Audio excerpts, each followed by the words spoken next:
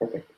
Hey guys, thank you for tuning to Add2 Live. I'm your host, the Add2 Houston Communications Chair, Andres, and our guest today is the owner of Whole Wheat Creative and the man responsible for the most successful Addies Houston has ever had, Lee Wheat. How are you doing?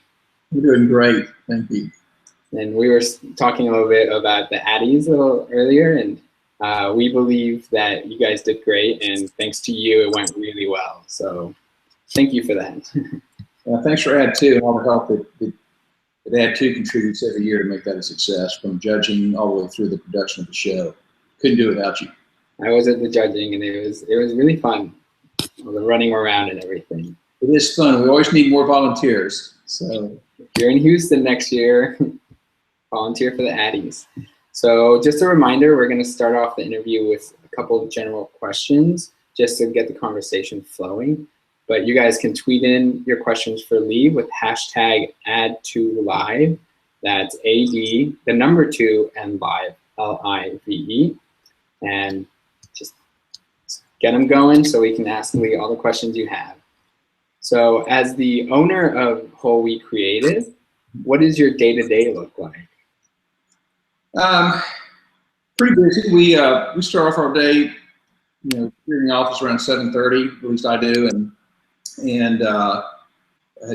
being at the office this late at night is not unusual. We're a small agency, so we have wear a lot of different hats, and so it makes for a pretty full day. There are 8 of us here in the office, and 3 people off site that work virtually with us, and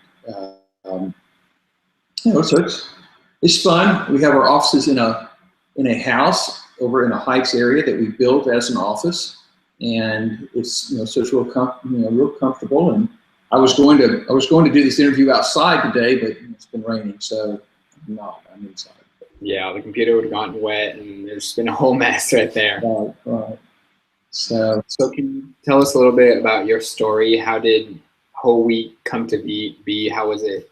Was it an idea for a long time, or was it just a spur of the moment kind of? It just it evolved. I started off in Houston. Actually, I started off in Beaumont. I went to school at Lamar University in Beaumont. Came to Houston, looked for a job, couldn't find one, and got a job with a local agency in Beaumont called Vance Matthews. They're not in business anymore, but at the time they were the largest and the creative agency of the area. And worked there for about a year and a half, and moved to Houston and worked for an agency here in Houston for about a year and a half. And then I went to GSDM in Austin. I stayed there for 11 years and moved to Houston and worked for McCann Erickson in 1990, and worked for McCann for a couple of years with another local agency and called BRSG, and then Austin. We worked on Southwest Airlines and Walmart together, and had always talked about opening our own business. So we started a business agency in Austin called Murray Wheat and Wells, and we worked really, really hard. We worked easily 70, 80 hours a week. 4 hours of sleep a night. We did that for a year. We all left our jobs at our agencies to do this, and it was real tough, but we had gotten kind of back to kind of square one, and we were ready to hire some people and renew leases and all that kind of thing. And but my family was still in Houston, and so put my family first, and had an offer in Houston to come back to the agency if I left, so I came back to Houston. And then a couple of years later, they lost a large account, and I got laid off. So, but being in Houston for quite a while, and being involved with the community and so forth, and people knowing who I was, I started a pretty lucrative kind of freelance business. And then an agency in town asked me to put together a creative team to handle promotions for a large gasoline company. And so we did the promotions for this company as the we weren't part of the agency. They did the corporate business. We did all the retail business. And that's where Whole Wheat Creative got started. So I went out and hired a team of people to do this, got office space, and that got me out of the office at the house, and that's where Whole Wheat Creative started. And since that time, we have been, I was in 1996. We have moved around a couple of different offices here in Houston, and we've been in the Heights now for about 7 years. Small group, fluctuate, but right now we've got 10 people, and work on traditional media and do a lot of application development, smart apps, and some fairly large, robust websites. Great. And which one do you like better, Houston or Austin? I like both of them for different reasons. How's that?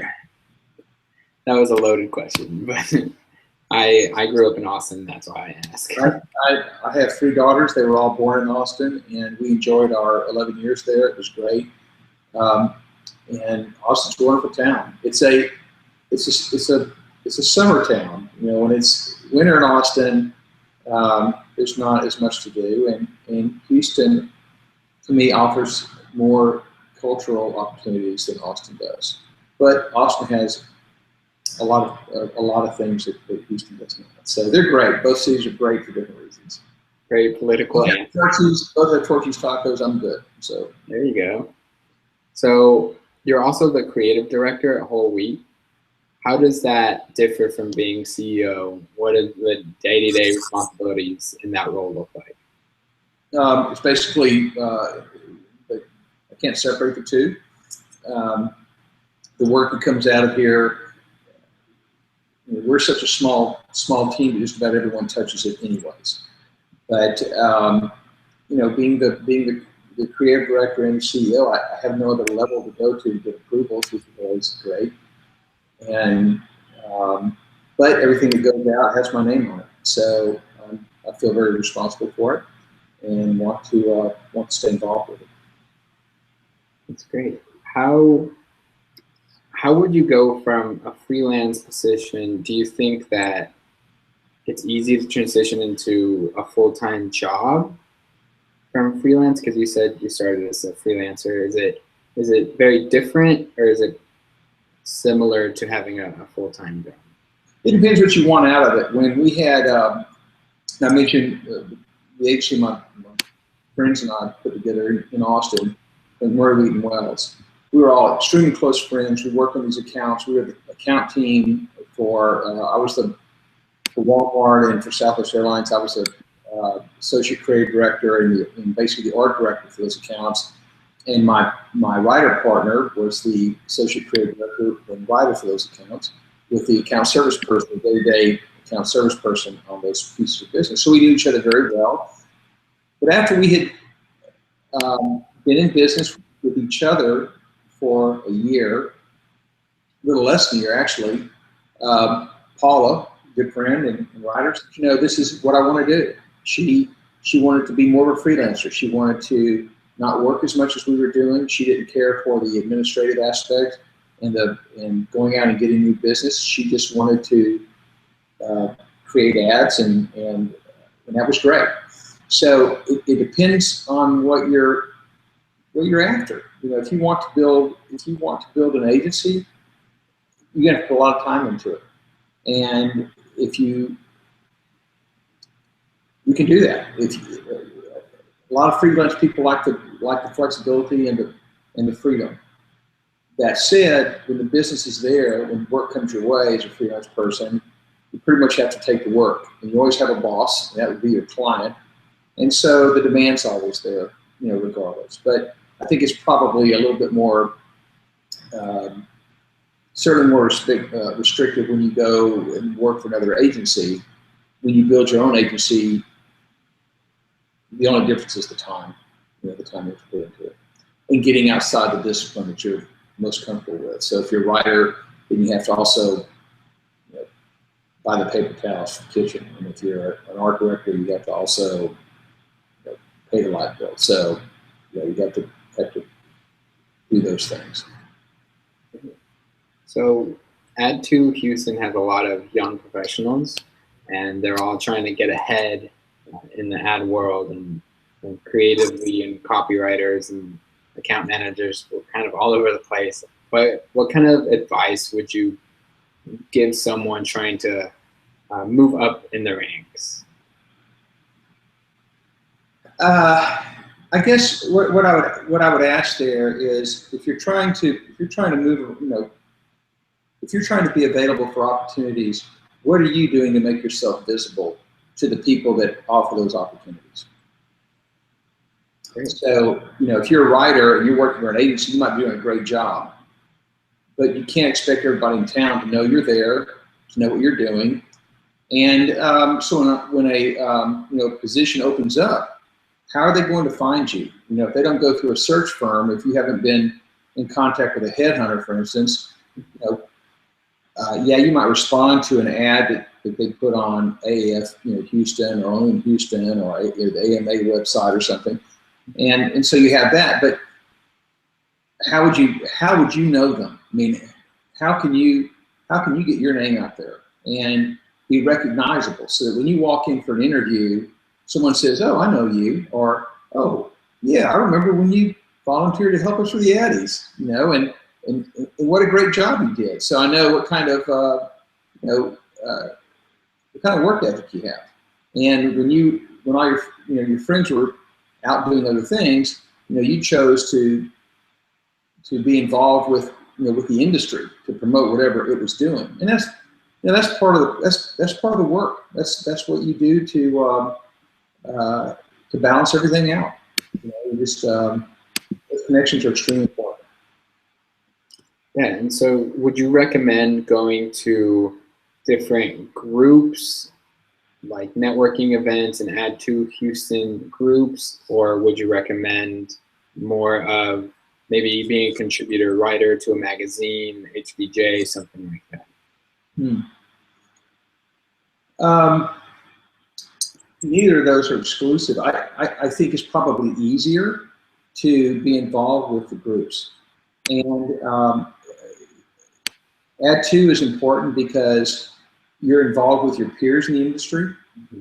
And so there's a lot of, because people are moving around and trying to find their space and their best opportunity for contribution. There's a lot of movement, in those the junior levels and so forth. So knowing, now I'm thinking that the people that have come through Whole Wheat Creative, those people have left because of people before them that worked here and worked with them knew them and said, "Hey, I know this really great person over at Whole Wheat Creative. We ought to call them in for this job that just opened up." And which is, I don't mind. I mean, that's terrific. If we can prepare somebody for the next level in their career, that's excellent. To be able to do that. So it is a you need Add2 from that level, and you need to be involved with like AAF, where the people that are actually making those hiring decisions, that's where they're having lunch that day. So you need to come and make your presence known and introduce yourself. Great. And so now I want to talk a little bit about the portfolio. We know it's really important, especially for creative. What do you look most in for portfolios when you get one in? Well, let me tell you what I look least for. Okay. I don't care if it's published. It doesn't make any difference.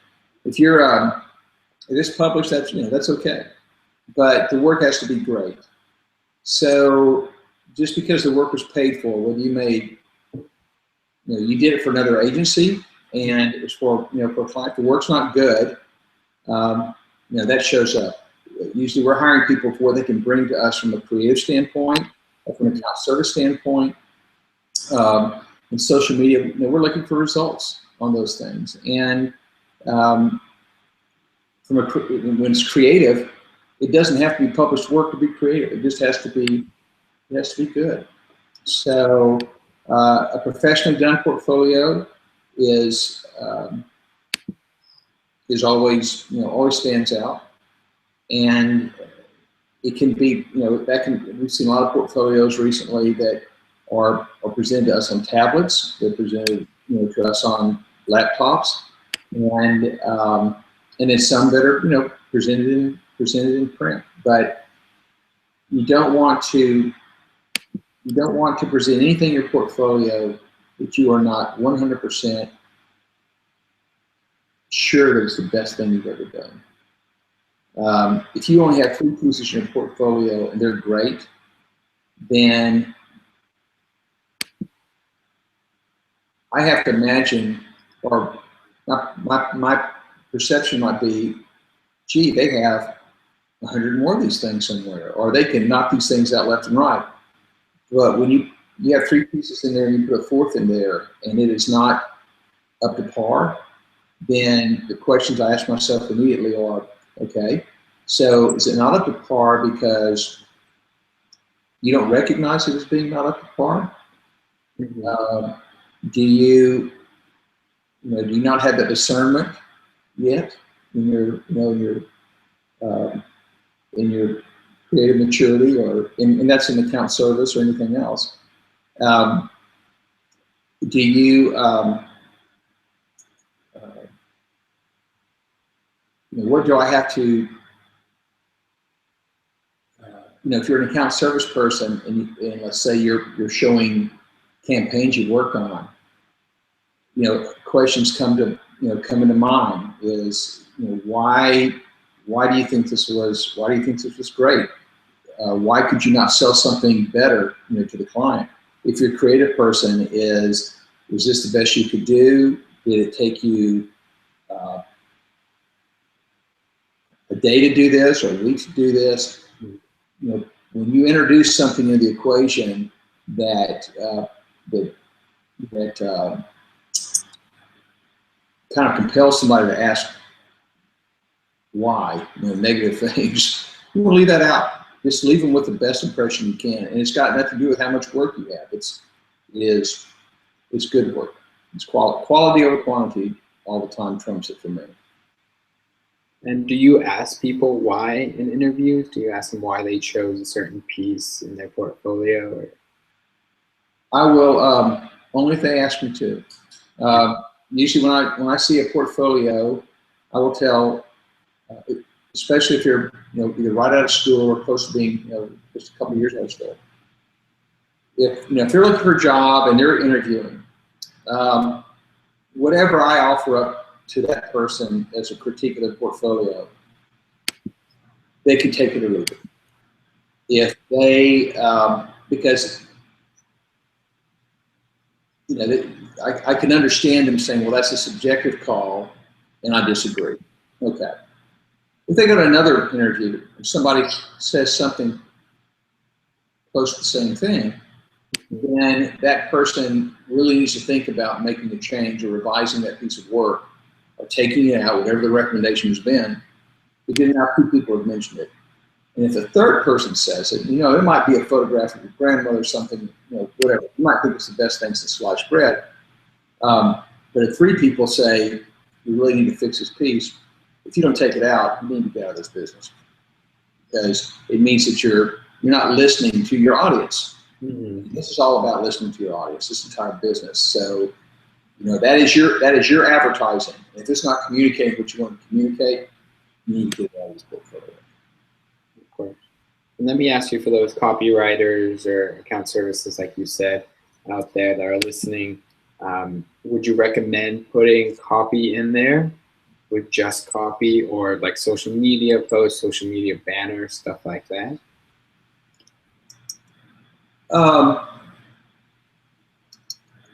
Well, obviously, if you're a copywriter, I think your portfolio should consist of copy, whether it's radio or print or social media. I will say this: I think that probably when it comes to social media, that depending on who you're talking to and interviewing with, that you should probably include some sort of background or textual, to put it in context of what you're doing and why you did it and why it's important the way you did it. Because I believe that probably an older generation is not going to understand nor take the time to try to. They just know it's needed, and so they don't really understand how it works. So take it upon yourself to educate a little bit in a nice way. And this next question is on Twitter. Remember the hashtag #AddToHouston. And they're asking, for graphic designers looking for jobs, what would the fastest way or the easiest way to get a job be?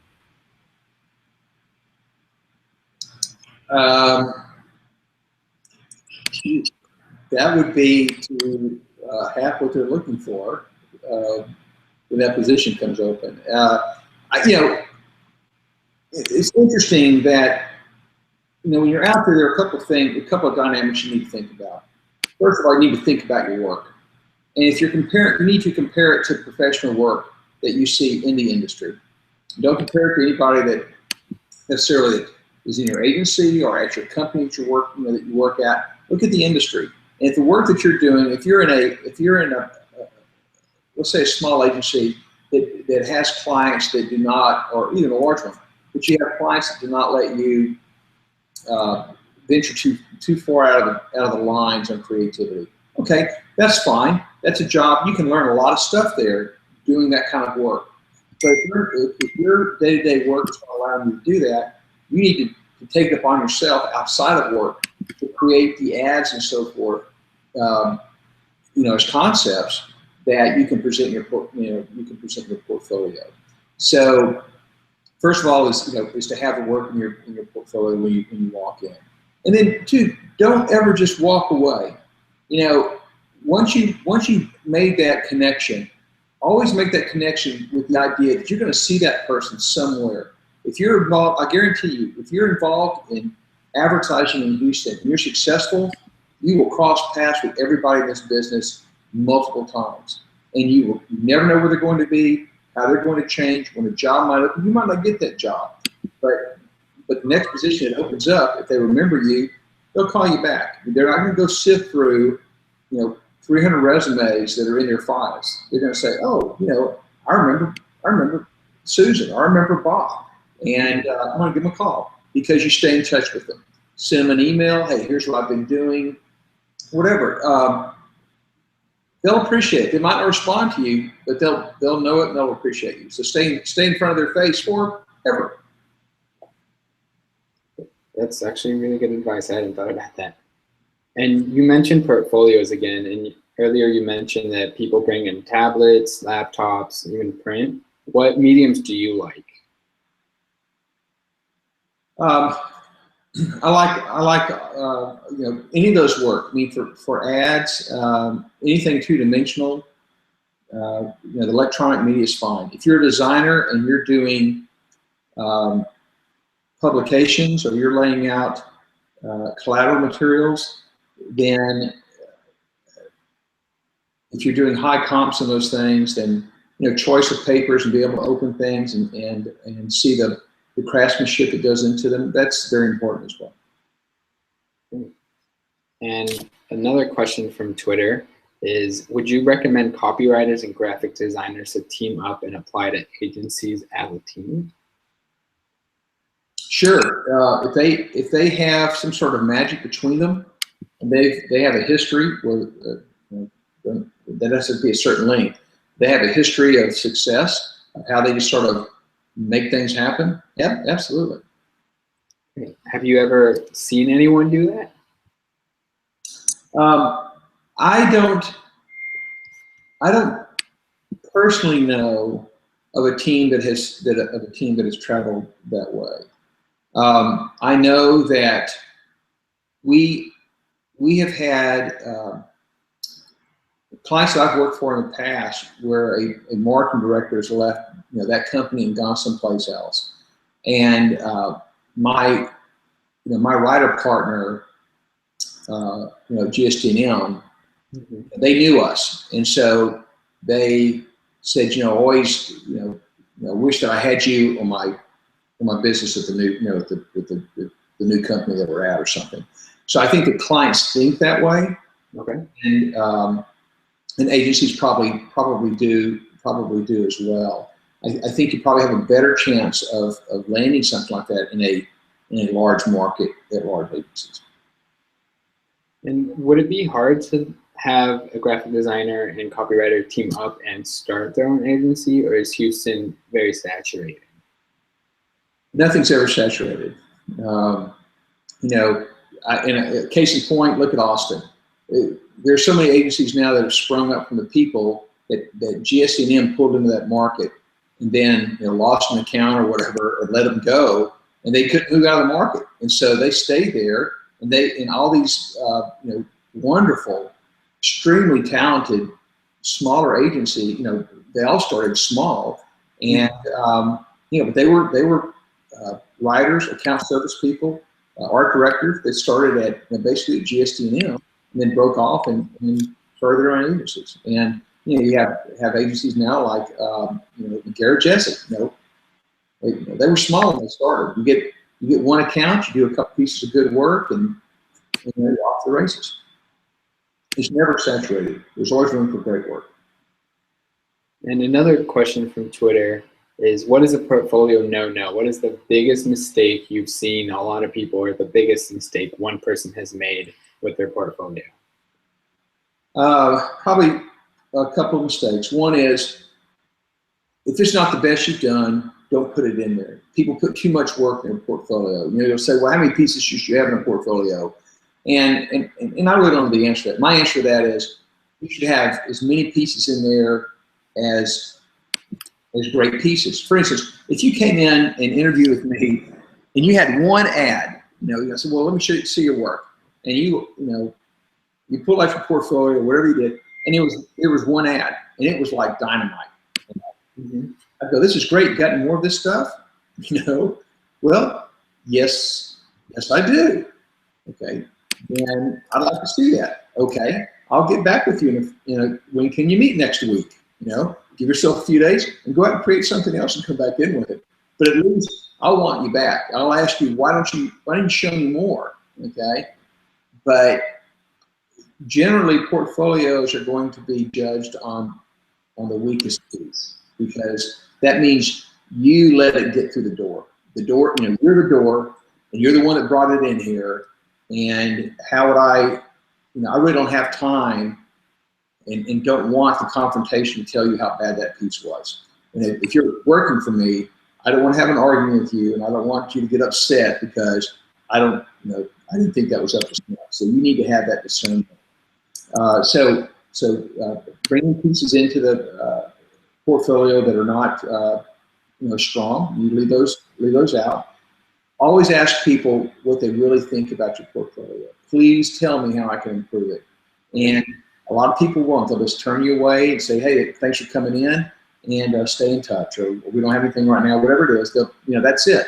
Two things. Stay in touch with them, but before they push you out the door, say, hey, before you go, would you please just give me an honest assessment of my portfolio? And then they'll sit down with you and they'll go through it. They have time to look at piece by piece and say, you do this, get rid of this, change this. Don't put too much variety in your portfolio. If you're a designer, put design work in there. I don't care if you're an illustrator, and I don't care if you're a photographer. If you're a writer and you write radio, do radio. If you're a social media person, do social media, and be an expert at it at that point when you walk in. That's what people are looking. That's what they're looking for. And it's if you spread it too thin, I kind of go like, well, okay, especially from the art side, and you see this all the time out of school. Well, here's some pieces from my illustration class, and here's some pieces from my advertising class, and my design class, and my photography class. And go, well, what are you applying for? What do you want to be? Because I need a designer, and how great your illustration is really not going to figure into this. And one last question before we let you go. Are creative millennials doing anything different than any other generation? Yeah, I think, oh God, all kinds of things. The opportunities are just overwhelming to me. Now, I'm obviously a little bit older than you are, but the changes that are going on in media and delivery of message are just astounding. I don't know how you keep up with it, but the technology is wonderful. Uh, uh, I think that you have to hold attention for much less quicker sound bites now. So how do you divide up that information and kind of push it out there? I think you see a lot of that. I see ads that have much less copy in them now, generally, because they're almost treating young people treat ads as if it's just as a headline, as a thought. And if you want more information, you don't have to put in the ad. Now you can go to a website, you can scan it, you can there's always so many different ways to deliver the details of that product or the details of that that cell without putting that ad. That ad can be an introduction to seek more information. This is also in their phone. I mean, it's just right there. So there's I see a lot of that. It amazes me what in parts I don't understand all the social media and so forth, but it works well and it's exciting. It really is. Great. Well, thank you so much for your advice and your insight to the ad world. We'll let you go now, and thank you for tuning in. Thank you for joining us. Great. Thank you. Bye. Bye.